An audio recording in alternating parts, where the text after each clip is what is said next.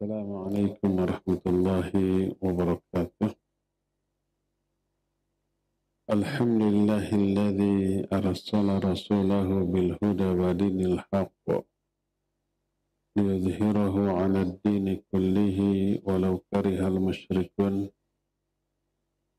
Wa asyhadu an la ilaha illallah wahdahu la syarika lah wa asyhadu anna Muhammadan 'abduhu wa rasuluh sallallahu alaihi wa ala alihi wa ashabihi wassalamu tasliman mazida wa ba'd. Hadirin jamaah Masjid Agung Al-Ukhuwah Bandung yang Allah muliakan, para pendengar radio Tarbiyah Sunnah Bandung, juga pendengar radio Roja, baik Roja Cilengsi, Bogor, Bandung,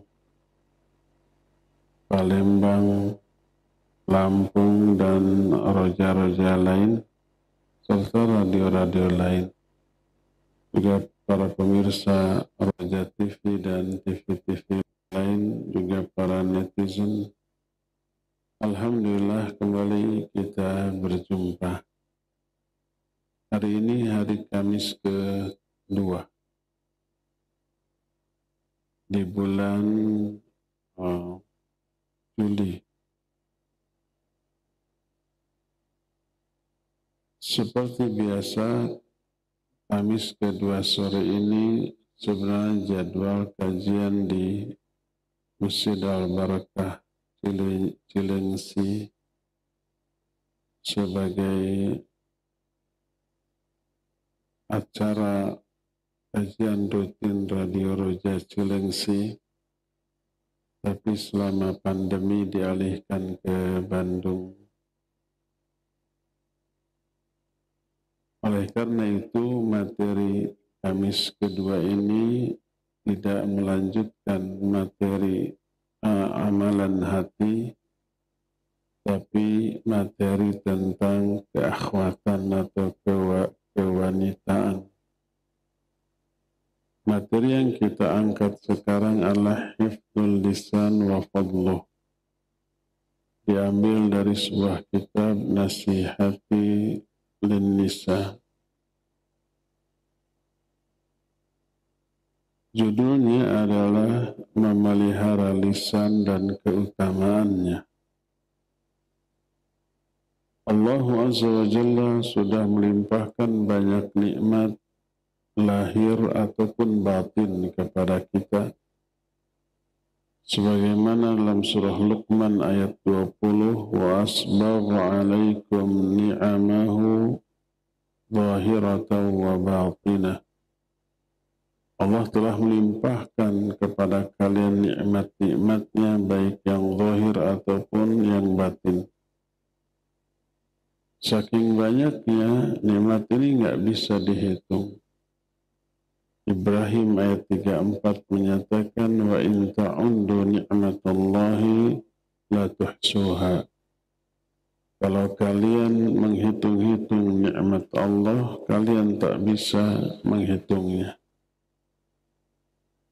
Di antara nikmat yang sangat besar yang Allah anugerahkan kepada kita sebagai hamba, dengan nikmat ini kita menjadi mulia. Dengan nikmat ini kita bisa mengungkapkan isi pikiran, isi hati, memberikan penjelasan. Dan begitulah cara Allah mengajarkan kemampuan untuk menjelaskan kepada manusia. Salah satunya adalah diberi nikmat lisan. Allah menyatakan Ar-Rahman Allama al-Quran Khalaqal insan Allamahul bayan. Ar-Rahman, Allah yang Maha Rahman, yang telah mengajarkan Al-Quran, telah menciptakan manusia dan telah mengajarkan kepada manusia al-bayan, kemampuan untuk menjelaskan. Di antara alat untuk menjelaskan adanya lisan dan dua bibir, ini merupakan nikmat. Allah berfirman dalam Al-Balad ayat 8 dan 9, Alam naj'al lahu 'ainain wa lisanan wa syafatain.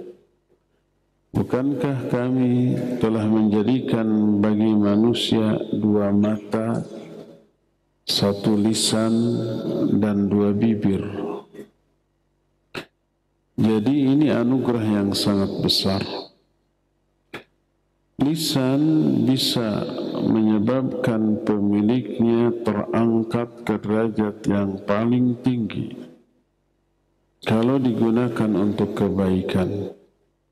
Berdoa, membaca Al-Quran, berzikir, beramar ma'ruf nahi munkar, berdakwah mengajak manusia kepada Allah, belajar dan mengajar, dan fungsi-fungsi kebaikan lain. Dengan ungkapan lain, selama lisan digunakan dalam perkara-perkara yang Allah ridhai, maka orang yang memiliki dan menggunakan lisan untuk hal tersebut akan terangkat derajatnya.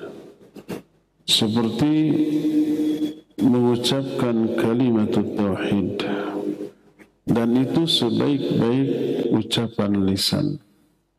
Sebagaimana sabda Rasul sallallahu alaihi wasallam dalam hadis yang diterima dari Abu Hurairah radhiyallahu an, diriwayatkan oleh Imam Bukhari dan Imam Muslim, Nabi alaihi salatu wasallam bersabda, al-iman bid'un wa sab'una syu'bah wa afdaluha qawlu la ilaha illallah wa adanaha imatatul adha anit tariq wal haya'u syu'batun minal iman. Kata Nabi alaihi salatu wasallam, itu iman itu memiliki 70 sekian cabang. Bisa 73, 74, 75 sampai 79. Karena kata-kata bid'un wa sab'un, bid'un itu bilangan dari 3 sampai 9. Bid'un wa sab'un bisa 73, 74 sampai 79. Nabi tidak memastikan. Dan ungkapan yang sejenis ini banyak. Nabi alaihi salatu wasallam tidak mengatakan hal yang pasti, tapi disamarkan. Seperti contoh lain, umpamanya di hari Jumat ada satu waktu, siapa yang berdoa di waktu itu Allah akan kabulkan. Tapi tidak dijelaskan waktu tersebut kapan. Pokoknya hari Jumat. Lailatul Qadar, Nabi SAW menjelaskan waktunya terbatas. Ramadan 10 hari terakhir, malam ganjil, tapi tidak dijelaskan malam keberapa. Termasuk ini, iman ada 70 sekian cabang. Tidak dijelaskan apa 73, 74, 75 sampai 79. Salah satu di antara hikmahnya adalah agar manusia mencari Lailatul Qadar kapan, dicari terus di 10 hari terakhir. Waktu mustajab untuk berdoa hari Jumat kapan? Akhirnya berdoa sepanjang Jumat. Termasuk iman ini ada berapa cabang? 73, 74 atau 79? Tidak terjelaskan. Akhirnya para ulama berinisiatif mencari cabang-cabang iman. Dan cabang yang paling afdal adalah ucapan lisan, la ilaha illallah. Ini cabang tertinggi dari keimanan. Ternyata perbuatan lisan. Cabang terendah, membuang gangguan dari jalan. Dan ini amalan anggota badan. Dan malu termasuk salah satu cabang keimanan. Dan malu ini mewakili amalan hati. Iman mencakup 3 jenis amalan. Amalan lisan, amalan anggota badan, amalan hati. Dalam hadis lain yang diriwayatkan oleh Imam Ibnu Khuzaimah dari Tariq bin Abdullah Al-Muharabi, berkata Nabi SAW, "Qulu la ilaha illallah tuflihu." Katakan oleh kalian, la ilaha illallah, kalian akan berbahagia. Jadi ini beberapa amalan lisan yang menjadi penyelamat manusia. Termasuk di antara amalan lisan penyelamat manusia dunia akhirat adalah zikir. Karena Allah menyatakan wadzakirina Allah katsira wadzakirat a'addallahu lahum maghfiratan wa ajran 'azima. Orang yang banyak berzikir kepada Allah, baik laki ataupun perempuan, Allah siapkan bagi mereka ampunan dan pahala yang besar. Sumber kebahagiaan ini, ampunan dan pahala yang besar. Ampunan menyelamatkan orang dari api neraka, pahala yang besar mengangkat orang derajatnya di dalam surga. Saking dahsyatnya ini amalan lisan berupa zikir, ternyata zikir ini lebih utama atau lebih besar pahalanya dibanding infak, bahkan dibanding jihad fi sabilillah. Salah satu yang menjelaskan hal ini adalah hadis riwayat Imam Ahmad dalam kitab musnadnya, diterima dari Abu Darda radhiyallahu an, berkata Rasul alaihi salatu wassalam, ala unabbi'ukum bi khairi a'malikum wa azkaha inda malikikum wa arfa'iha fi darajatikum wa khairul lakum min infaqil dhahabi wal warq wa khairul lakum min an talqaw aduwakum fatadribu a'naqahum wa yadribu a'naqakum. Kata Nabi alaihi salatu wassalam, mau enggak aku kabarkan kepada kalian sebaik-baik amalan kalian, sesuci-suci amalan di dalam pandangan Rabb kalian, dan amalan yang paling meninggikan derajat kalian dan lebih baik dibanding infak dengan emas dan perak, bahkan lebih baik daripada kalian berjumpa dengan musuh di medan jihad, kalian penggal leher mereka, mereka memenggal leher kalian. Ini ada amalan yang paling baik, paling suci di mata Allah, paling meninggikan derajat, lebih baik daripada infak dengan emas dan perak, bahkan lebih baik daripada jihad. Maka aku kabarkan kalian tentang amalan ini. Kalau para sahabat menjawab, bala ya Rasulullah, ya mau wahai Rasulullah. Beliau menjelaskan zikrullah. Amalan ini adalah zikrullah. Berkata Mu'adz bin Jabal radhiyallahu anhu, ma syai'un anja min adabillahi min dzikrillah. Tidak ada sesuatu pun yang paling bisa menyelamatkan seseorang dari azab Allah dibanding zikrullah. Salah satu contoh zikir adalah banyak-banyak istighfar. Mengatakan astaghfirullahaladzim. Ya Allah, aku minta ampunan kepada Allah yang Maha Agung. perbanyak ini. Itu dicatat oleh malaikat. Dan semakin banyak catatan istighfarnya, semakin berbahagia dia.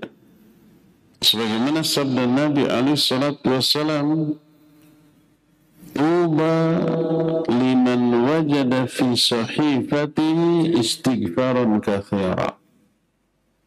Berbahagialah kalian. Tuba ini bisa bermakna berbahagia, bisa bermakna Tuhan besar di surga yang super teduh dan nyaman. Tuba ini bagi orang yang mendapati banyak-banyak istighfar di dalam catatan amalnya. Nah, di sini dikeluarkan Imam Ibnu Majah dalam kitab Sunannya, diterima dari Abdullah bin Basal, dan ini menjelaskan tentang keutamaan dari zikir dalam bentuk istighfar. Termasuk salah satu di antara keutamaan dari zikir ini adalah, atau amalan lisan ini adalah, bisa berupa sedekah. Zikir adalah sedekah.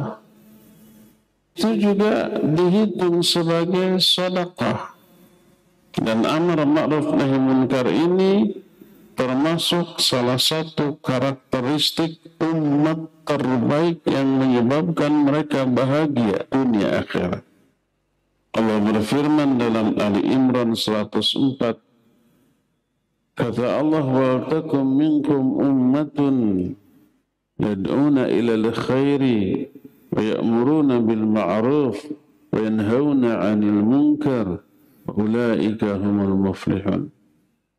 Tidaklah ada satu umat di kalangan kalian yang mengajak kepada kebaikan, beramar ma'ruf, bernahi mungkar, mengajak manusia kepada kebaikan, melarang manusia dari kemungkaran. Wa ulaika humul muflihun. Merekalah orang-orang yang akan berbahagia.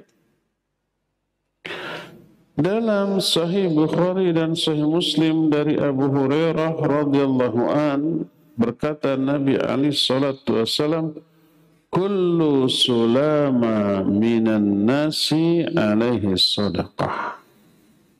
Setiap persendian yang dimiliki oleh manusia punya kewajiban untuk bersedekah. Lalu dijelaskan beberapa bentuk sedekah. Zikir adalah sedekah. Lalu beliau menyatakan, amrum bima'ruf wa nahyun an munkar sedekah. Amar ma'ruf nahi munkar juga adalah sedekah. Bahkan hanya berkata yang baik pun bisa menjadi penyebab orang terhindar dari api neraka, terlindung dari api neraka. Ini gunanya memelihara lisan. Kalau nggak bisa berbicara yang baik, diam. Berbicara yang baik, selain mengundang pahala, menghapus dosa, juga menyelamatkan dari api neraka. Sebagaimana Rasul alaihi salatu wassalam, suatu saat beliau itu di hadapan para sahabat menjelaskan tentang kengerian neraka. Lalu beliau berta'awudz dari api neraka, meminta perlindungan kepada Allah dari api neraka sambil menundukkan pandangannya. Terus beliau menjelaskan lagi tentang neraka, lalu ta'awudz lagi. Begitu. Kata perawi hadis ini namanya Syu'bah menyatakan, amma marratain fala asyuk. Kalau Nabi SAW melakukan dua kali hal tersebut, aku nggak ragu minimal 2 kali. Atau mungkin 3 kali. Kalau dua kali, ya pasti. Beliau menjelaskan neraka, lalu ta'awud, lalu tertunduk menangis. Lalu beliau menjelaskan lagi tentang neraka, lalu ta'awud, berlindung dari neraka, lalu tertunduk lagi. Minimal 2 kali. Mungkin 3 kali. Lalu setelah itu beliau bersabda, ittaqun nar walau bisyiqqi thamrah wa illam tajid fa bi kalimatin thayyibah. Takutlah kalian dari api neraka. Ittaqun nar maksudnya bertakwalah kalian dari api neraka. Maksud bertakwa mencari perlindungan dari api neraka walau bisyiqqi tamrah, walaupun dengan sepotong kurma. Syik itu satu buah kurma dibagi 2. Nah, sepotong ini. Walaupun hanya bersedekah dengan sepotong kurma. Atau kalau kamu tidak memilikinya, maka berlindunglah dari neraka walaupun dengan kalimat atau kata-kata yang baik. Ini menunjukkan kata-kata yang baik itu bisa menyelamatkan pelakunya dari api neraka. Dalam Sahih Bukhari dan Sahih Muslim masih dari Abu Hurairah radhiyallahu an berkata Rasul alaihi salatu wassalam, kullu sulama minan nas alaihi sadaqah, kulla yawmin tatlu'u fihi syams, ya'dilu bainal ithnaini sadaqah, wa yu'inu rajulan ala dabatihi fayahmilu alaiha aw yarfa'u alaiha mata'ahu sadaqah, wal kalimatu thayyibah sadaqah, wa kullu khutwatin yakhtuha ila salati sadaqah, wa yumitul adha anit tariqi sadaqah. Kata Nabi SAW, setiap persendian manusia punya kewajiban untuk bersedekah. Dan ini setiap hari, selama di hari itu matahari masih terbit. Maka berbuat adil di antara 2 orang adalah sedekah. Membantu orang lain mengangkatkan bebannya atau mengangkat barangnya ke atas kendaraannya, itu juga sedekah. Berkata yang baik juga sedekah. Setiap langkah yang dia langkahkan menuju masjid untuk sholat, termasuk untuk ngaji, juga sedekah. Membuang gangguan dari jalan juga sedekah. Maknanya pahalanya sama dengan pahala sedekah.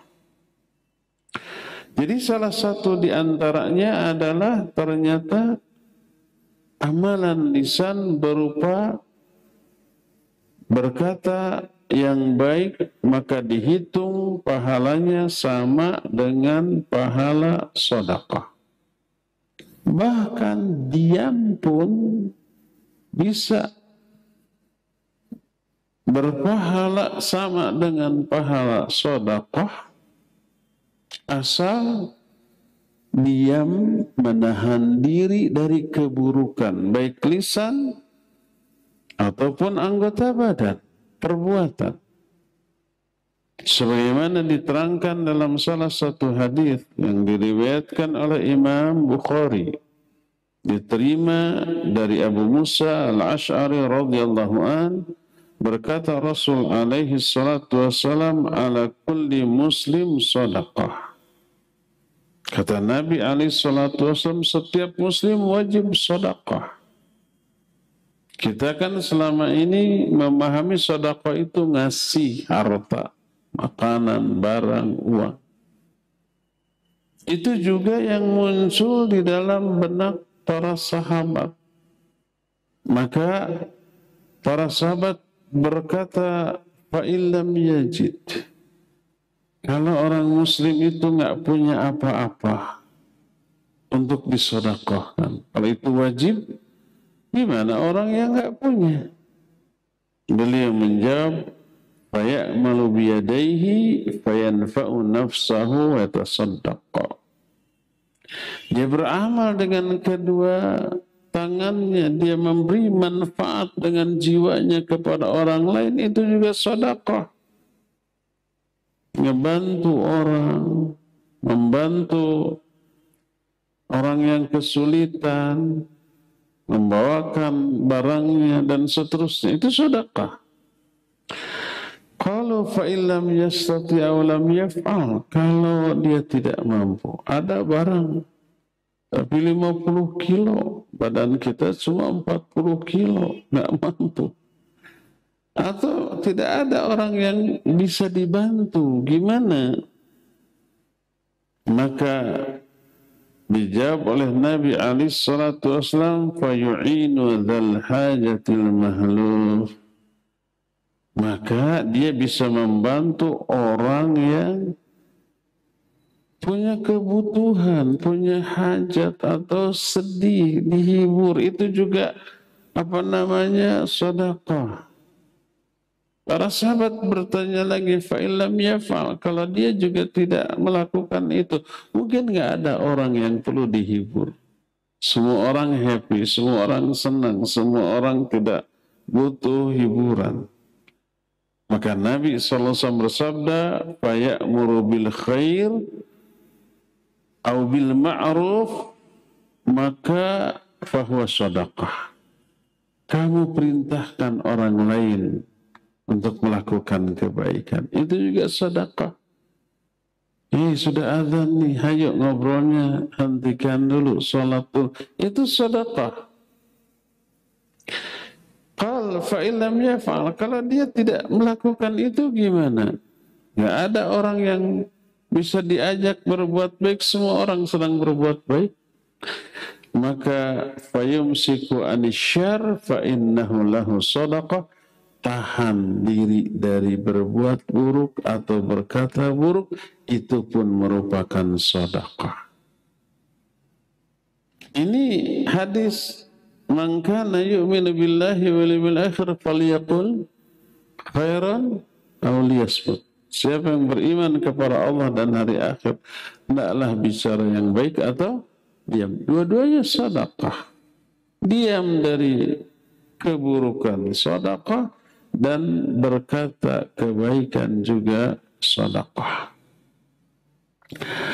Bahkan menahan diri dari keburukan yang Allah haramkan bisa memperoleh jaminan surga, baik lisan ataupun perbuatan. Sebagaimana sabda Nabi SAW dalam hadis yang diterima dari Sahal bin Sa'ad, diriwayatkan oleh Imam Bukhari dalam kitab sahihnya, man yadman li ma baina lihiyaihi wa ma baina rijlaihi adman lahul jannah. Siapa yang bisa menjaga apa yang ada di antara dua bibirnya atau yang ada di antara dua kakinya, aku jamin dia surga. Menjaga yang ada di antara dua bibirnya, menjaga lisan, menjaga dari keburukan, menjaga dari mencela, menjaga dari dusta, menjaga dari ghibah, menjaga dari memfitnah, menyakiti orang, lisan, jaga. Siapa yang mampu menjaga apa yang ada di antara dua bibirnya, maksudnya lisan, dan menjaga apa yang ada di antara dua kakinya, maksudnya faraj, maka aku jamin dia dengan surga. Berdasarkan hal itulah, maka kita mengetahui kewajiban bagi kita untuk menjaga lisan dalam arti Gunakan hanya untuk mengatakan yang baik dan tahan dari perkara-perkara yang buruk. Dan inilah hakikat kepribadian seorang muslim. Inti dari keislaman seseorang ini dilihat dari seberapa hebat dia menjaga diri untuk tidak menyakiti, baik dengan lisan ataupun dengan perbuatan. Sebagaimana sabda Rasul sallallahu alaihi wasallam dalam hadis riwayat Imam Bukhari dari Abdullah bin Amr bin As radhiyallahu anhuma, berkata Nabi alaihi salatu wasallam, al-muslimu man salimal muslimuna min lisanihi wa yadihi. Seorang muslim yang hakiki adalah seseorang yang muslim lainnya selamat dari gangguan lisannya ataupun gangguan tangannya. Maka seorang muslim bukanlah seorang pencela, penghina, penggibah, atau pendusta, apalagi pemitnah dengan lisannya. Enggak, itu semua Allah haramkan. Ya ayyuhalladzina amanu la yaskhar qaumun min qaumin asa an yakunu khairan minhum wala nisa'un min nisa' asa an yakunna khairan minhun wala talmizu anfusakum wala tanabazu bil alqab. Itu semuanya larangan untuk mengumbar lisan secara bebas. Jangan saling menghina, jangan saling mencela. Mungkin yang dihina, yang dicela lebih baik daripada yang menghina dan mencela, laki ataupun perempuan. Wala talmizu anfusakum, jangan saling menghina atau mencela, merendahkan di antara kalian. Wala tanabazu bil alqab, jangan juga saling memberikan sebutan-sebutan yang buruk, laqab-laqab yang buruk, yang dimaksudkan menyakiti orang yang diberi sebutan tersebut. Itu semua Allah haramkan karena bertolak belakang dengan hakikat dari keislaman seseorang. Seorang muslim yang hakiki adalah orang yang muslim lainnya selamat dari gangguan lisannya ataupun dari gangguan tangannya. Dari sinilah maka kita mengetahui bahwa di saat seorang muslim menggunakan lisannya untuk menyakiti orang lain, mengganggu orang lain, maka hakikat keislamannya luntur, keimanannya berkurang, bahkan bisa hilang sama sekali. Sebagaimana sabda Nabi SAW, wallahi la yu'min, wallahi la yu'min, wallahi la yu'min. Demi Allah tidak beriman, demi Allah tidak beriman, demi Allah tidak beriman. Ditanya, man ya Rasulullah, siapa wahai Rasulullah? Beliau menjawab, alladzi la ya'manu jaruhu bawa'iqahu. Orang yang tetangganya nggak merasa aman dari gangguannya. Ini umum, termasuk gangguan lisannya. Terganggu orang dengan omongannya, dengan perbuatannya, hilang keimanannya tuh. Maka wajiblah bagi kita semua untuk menjaga lisan. Saking bersungguh-sungguhnya Allah Azza wa Jalla dalam membimbing hambanya agar memelihara lisan, maka Allah dalam Al-Quran, apa juga dalam hadis yang sahih, tidak sekedar memerintahkan kita untuk menjaga lisan, tapi juga memberi iming-iming kepada orang yang mampu menjaga lisan dan memberi ancaman terhadap orang yang tidak bisa menjaga lisan. Di antara iming-imingnya adalah banyak. Salah satunya ayat yang terdapat dalam surah Al-Ahzab 70-71. Ayat ini sering dikemukakan oleh para khatib dalam di muqaddimah khutbahnya. Berfirman Allah Azza wa Jalla, "Ya ayyuhalladzina amanu taqullaha wa qulu qawlan sadida. Yuslih lakum a'malakum wa yaghfir lakum dhunubakum. Wa man yuti'illaha wa rasulahu faqad faza fawzan 'azima."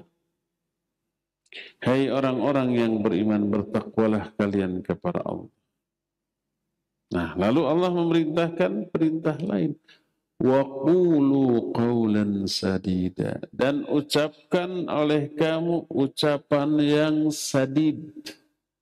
Dengan sin kecil, jangan syadid. Beda makna itu. Sadid artinya lurus. Berkata Imam Ibnu Katsir rahimahullah ketika menafsirkan ayat ini, wa qulu qawlan sadida, kata beliau, ay mustaqiman la i'wijaja fihi wa la inhirafa, wa'adahum annahum idza fa'alu dhalik athabahum alaih bi ay yusliha lahum a'malahum ay yuwaffiqhum lil a'mali salihah wa ay yaghfira dhunubal madiyah wa ma qad yaqa'u minhum fil mustaqbal bi ilhamihim at-taubata minhu. Kata Imam Ibnu Katsir, yang dimaksud qaulan sadida ay mustaqiman. Sadida itu lurus, tidak ada penyimpangan, tidak ada kekeliruan, kesalahan yang disengaja. Wa qulu qawlan sadida, ucapkan olehmu ucapan-ucapan yang lurus, yang baik, yang benar, yang bermanfaat. Contohnya apa? Contohnya zikrullah, membaca Al-Quran. Terus disebut ta'allumul ilmi wa ta'limuhu, belajar dan mengajarkan ilmu. Belajar mengajarkan ilmu pasti ada ucapan lisan, ya enggak? Transfer ilmu itu dalam bentuk menjelaskan. Kalau ada orang yang mau mengajarkan ini, saya transfer ilmu saya kepada kamu ya, konsentrasi, tek, dipegang kepalanya, tiba-tiba jelek pinter, itu mah lagi berhayal, ngadongeng, nggak ada. Dalam realita, orang bisa paham ilmu tanpa belajar. Imam Bukhari menyatakan, innamal ilmu bitta'allum wa innamal fiqhu bittafaqquh. Ilmu hanya bisa diraih dengan melalui proses belajar. Pemahaman hanya bisa diperoleh dengan proses memahami. Kalau ada orang yang mengatakan saya mah bisa bahasa Arab, bisa nahwu shorof, itu transfer ilmu dari guru saya, nggak pernah belajar. Bohong. Saya mah paham bisa baca kitab dari mimpi. Hoax itu. Jangan dipercaya. Ada perjuangan, ada ikhtiar. Nah, yang dimaksud belajar ya ada proses belajar, ada pengorbanan. Ada ucapan lisan. Belajar mengajar termasuk qaulan sadida. Kata Allah, wa qulu qaulan sadida, ucapkan olehmu ucapan yang baik. Siapa yang berkata demikian, berkata yang baik, yuslih lakum a'malakum. Maka Allah akan mensolehkan amal orang tersebut. Efek dari berkata yang baik, disolehkan amal orang itu. Ini disebut sebab akibat. Ada perintah, ucapkan olehmu ucapan yang ada akibat. Yuslih lakum. Sebab dan akibat, makanya yuslih dibaca jazm. Tidak yuslihu a'malakum, tidak. Tapi yuslih. Jazm karena jawab dari fi'il qulu qawlan sadida. Ini bermakna sebab akibat. Akibat kalian berkata yang baik, maka Allah solehkan amal-amal kamu. Apa makna solehkan? Allah solehkan amal-amal kamu, kata Imam Ibnu Katsir, ay yuwaffiqhum lil a'mali sholihah. Allah akan memberikan taufik, akan memberikan hidayah kepada mereka untuk beramal soleh. Al-jaza min jinsil amal. Balasan sesuai dengan jenis perbuatan. Jenis perbuatannya baik, balasannya baik. Nggak mungkin jenis perbuatannya baik dibalas dengan keburukan, nggak mungkin. Peribahasa dalam bahasa yang tinggi sekali menyatakan, melak cabe mau jadi bonteng, melak bonteng mau jadi cabe. Artinya apa? Melak hade mau jadi goreng, melak goreng mau jadi hade. Melak cabe pasti jadi cabe. Melak nanam. Kiraku di Sunda nggak paham. Menanam cabe berbuah cabe. Tidak mungkin berbuah bonteng. Bonteng itu ketimun, mentimun, yang suka dijadikan acar kayak gini. Nanam ketimun nggak akan jadi cabai. Melakukan kebaikan akan menuai balasan kebaikan. Melakukan keburukan akan memanen keburukan. Al-jaza min jinsil amal. Kalau kita berkata yang baik, ini kebaikan. Allah akan berikan hidayah untuk beramal soleh setelah berkata yang baik. Ini menunjukkan semua perkataan baik bisa mengundang turunnya hidayah. Dan sebaliknya, kalau berkata buruk, ada dua kemungkinan. Kemungkinan pertama, hidayah yang sudah ada, Allah cabut lagi. Kemungkinan kedua, Allah berikan kepada orang yang berkata buruk itu keinginan untuk melakukan keburukan lain. Tiba-tiba ingin melakukan dosa ini, maksiat itu. Al-jaza min jinsil amal. Contoh nyata hadis sahih riwayat Bukhari dan Muslim, Nabi SAW menyatakan, wa iyyakum wal kadhiba fa innal kadhiba yahdi ilal fujur. Jauhi oleh kalian dusta. Dusta ini kan ucapan yang buruk, ya enggak? Karena dusta bisa menyeret pelakunya kepada fujur. Sebelum dusta dia tidak fujur. Setelah berdusta dia fujur. Apa fujur? Fujur dua maknanya. Makna yang pertama adalah al-khuruj anit ta'ah. Keluar dari ketaatan. Sebelum berdusta dia melakukan amal-amal taat begini-begini. Setelah berdusta berhenti dia. Berat melakukan amal-amal baik yang selama ini dilakukan. Ini makna fujur yang pertama. Khuruj anit ta'ah. Yang kedua, al-wuqu' fil ma'asi. Terjerumus ke dalam dosa yang sebelumnya tidak pernah dia lakukan. Gak berani melakukan dosa itu. Setelah berdusta jadi berani. Al-jaza min jinsil amal. Jadi waqulu qawlan sadida, ucapkan olehmu ucapan yang baik, Allah akan berikan balasan sebagai iming-iming. Yuslih lakum a'malakum. Allah akan solehkan amal-amal kamu. Maknanya Allah akan memberikan taufik hidayah kepada kamu untuk beramal soleh. Setelah membaca Al-Quran gitu ya. Ini baca Al-Quran ucapan yang baik. Tiba-tiba jorojoy. Jorojoy itu nggak ada terjemahan. Tiba-tiba muncul keinginan untuk infak dan sedekah. Tiba-tiba ingin membaca kitab buku tauhid. Tiba-tiba ingin mendengarkan ceramah, nyetel YouTube. Isinya kajian yang bermanfaat. Tuh, itu efek dari apa? Baca Al-Quran tadi. Wa qulu qawlan sadida yuslih lakum a'malakum. Ini yang pertama. Tidak sampai di sana.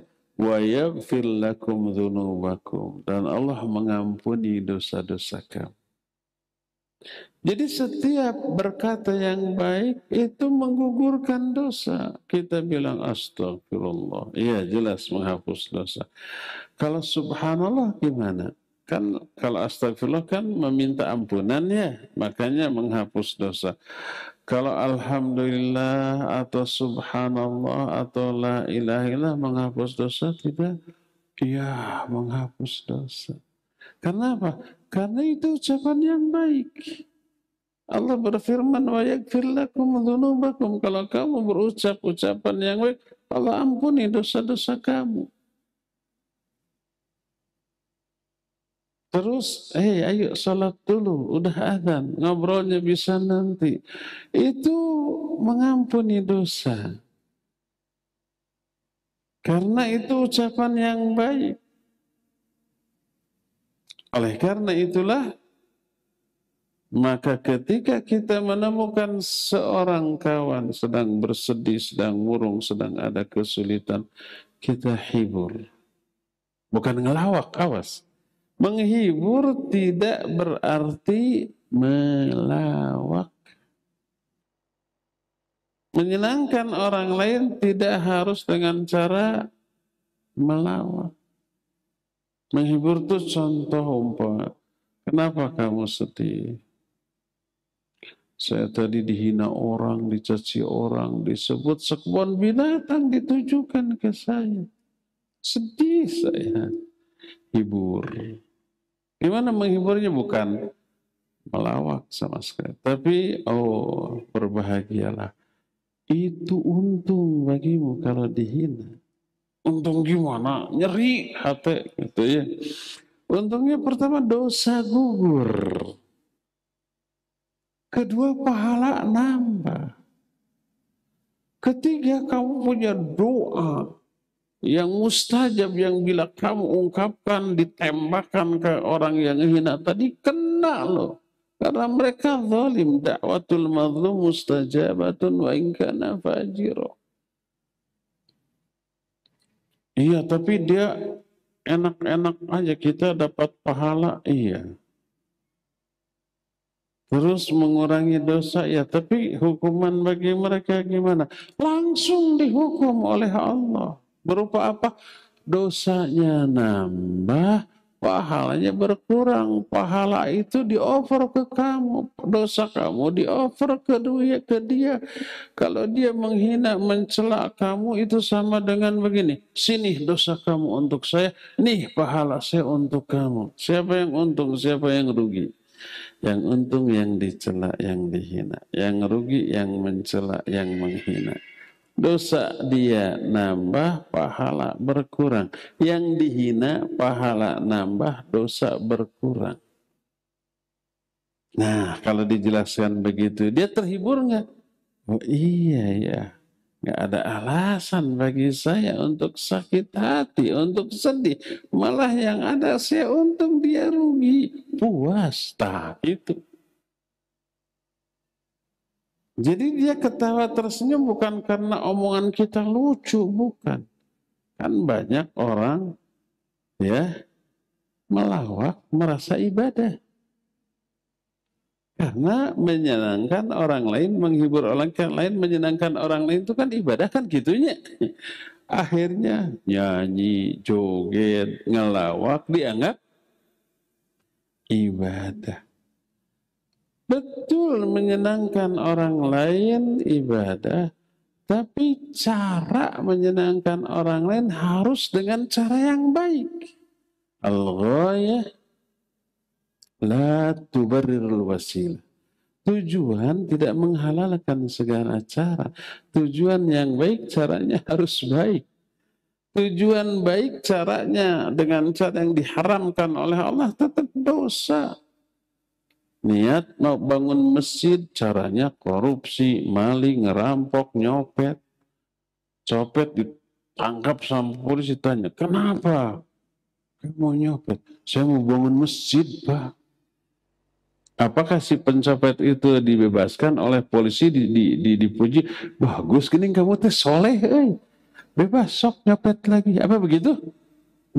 Tetap saja. Niatnya bagus, tapi caranya salah.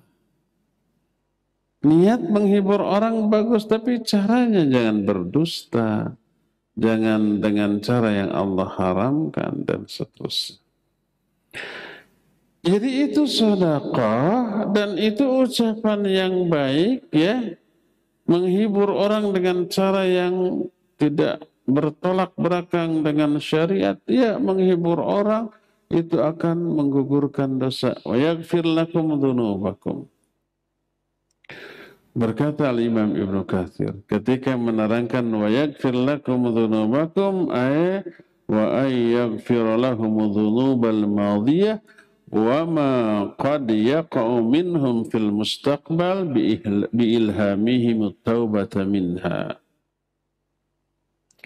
Artinya Allah akan mengampuni dosa-dosamu yang lalu dan dosa yang akan datang yang mungkin saja dia terjerumus ke dosa itu, Allah ilhamkan dia untuk bertaubat dari dosa tersebut. Ini iming-iming dari Allah untuk memotivasi kita agar kita berbicara dengan ucapan yang baik. Allah iming-iming nanti dikasih hidayah dan diampuni dosa. Saya akan ulang penjelasan maghfirah yang sering saya ungkapkan. Wa yaghfir lakum dzunubakum, Allah akan ngasih maghfirah kepada kamu atas dosamu. Sering kita terangkan maghfirah itu mencakup dua, dunia akhirat. Di dunia dosa yang kita lakukan oleh Allah ditutup, dirahasiakan. Orang nggak tahu kita berdosa, kita bermaksiat. Allah tutup, Allah rahasiakan. Di akhirat itu dosa dihapus dan tidak diazab. Itu namanya maghfirah. Jadi kalau ada orang berdosa, dosanya oleh Allah dirahasiakan di dunia, tapi diazab di akhirat, orang itu nggak dapat maghfirah. Atau sebaliknya orang berdosa, dosa itu Allah bongkar di dunia, semua orang tahu, jadi viral. Walaupun nanti di akhirat diampuni, orang itu nggak dapat maghfirah. Walaupun diampuni, nggak diazab di akhirat, tapi sudah Allah bongkar di dunia. Nah, maghfirah itu kalau seorang berdosa, dosanya Allah rahasiakan, orang lain nggak ada yang tahu, di akhirat diampuni dan tidak diazab. Itu maghfirah. Dan salah satu penyebab orang memperoleh maghfirah adalah berbicara yang baik. Wa qulu qawlan sadida yuslih lakum a'malakum wa yaghfir lakum dzunubakum. Ucapkan olehmu ucapan yang baik, maka Allah akan solehkan amal-amalmu. Artinya Allah akan berikan hidayah untuk beramal soleh dan Allah akan memberikan maghfirah kepadamu, artinya Allah akan rahasiakan dosamu, Allah akan tutup rapat aibmu, dan dosa itu kelak di akhirat diampuni dan tidak diazab. Itulah yang namanya maghfirah.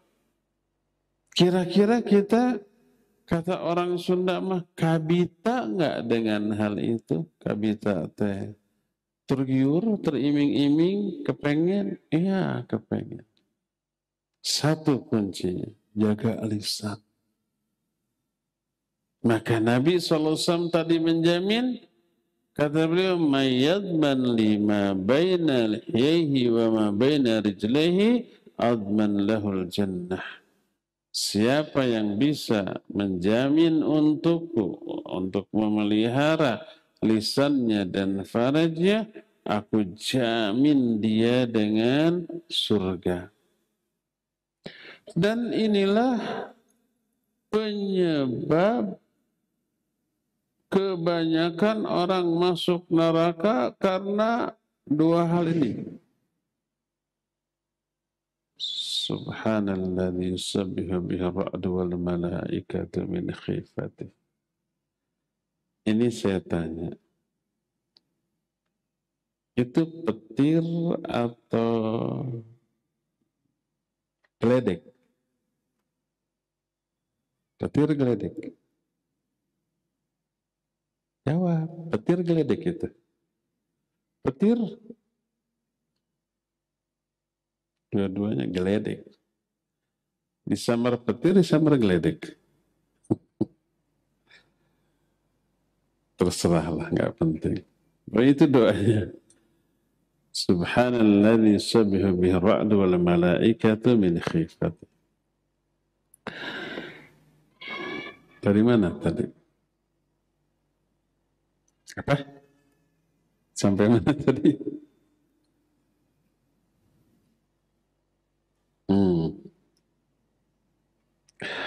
Jadi penyebab orang masuk neraka kebanyakan dua, lisan dan faraj. Sebagaimana perkataan Abu Hurairah radhiyallahu anhu, su'ila Rasulullah sallallahu alaihi wasallam an aktsari ma yudkhilan nasa al-jannah. Qal taqwallah wa husnul khuluq. Nabi sallallahu alaihi wasallam ditanya, penyebab terbanyak orang masuk surga apa? Dua. Takwa kepada Allah dan akhlak yang baik. Wa su'ila an aktsari ma yudkhilun nasan nar. Beliau ditanya, apa sih penyebab terbanyak orang masuk neraka? Beliau menjawab, al-fam wal faraj. Mulut dan faraj. Ini yang tidak bisa dikendalikan. Mulut ini kecil, lunak, lidah. Tapi keburukan yang ditimbulkannya bisa menjadi penyebab segala jenis keburukan. Syirik, kufur, bid'ah, maksiat. Pertempuran dua negara besar itu banyak bersumber dari mulut yang tidak terkendali. Maka itu pula yang paling banyak memasukkan orang ke dalam neraka. Makanya wajib bagi kita untuk menjaga lisan. Sebuah peribahasa, ini peribahasa, bukan ayat, bukan hadis, tapi isinya bagus. Peribahasa ini mengatakan, salamatul insan fi hifdzil lisan. Keselamatan seseorang sangat tergantung kepada pemeliharaan atau penjagaan dia terhadap lisannya. Jadi jagalah lisan, insya Allah kita akan selamat dari murka dan azab Allah dunia dan akhirat.